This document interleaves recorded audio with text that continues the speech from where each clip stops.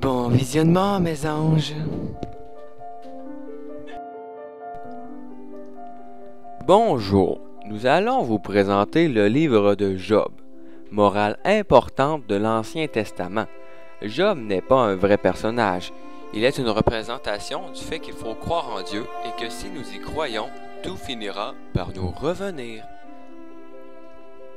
Il y a longtemps, après Adam et Ève, mais avant Jésus, il y eut Job. Job n'avait jamais péché. Il était l'homme le plus fortuné de l'Orient et possédait énormément de richesses.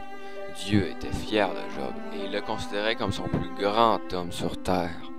Il arriva un jour que l'ange Lucifer, Satan, vint du monde des ténèbres pour voir Dieu.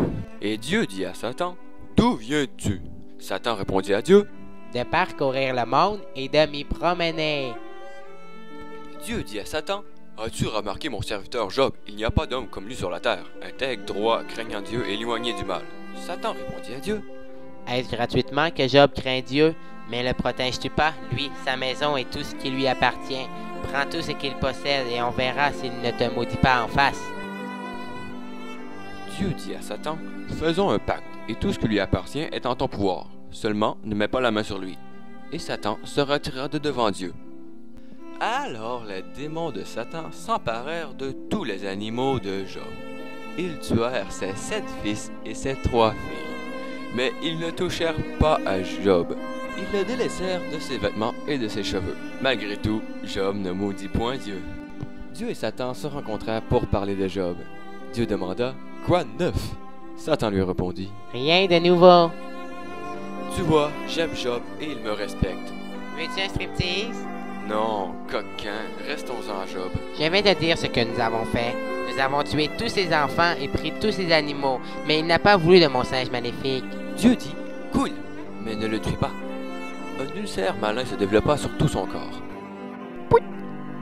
Par la suite, dans les pages de son histoire, la souffrance de Job était devenue presque intolérable.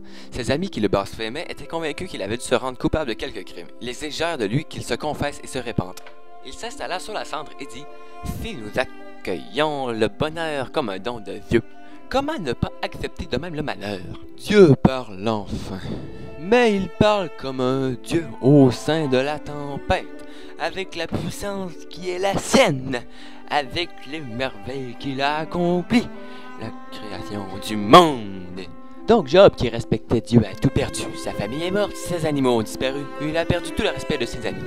Et finalement, il est atteint d'une maladie.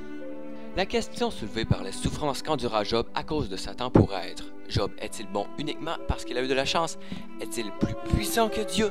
Ou est-ce simplement la foi? Job demanda pardon. Et enfin, Dieu, oui, Dieu restaura la situation de Job. Par contre, ses enfants, eux, restèrent morts.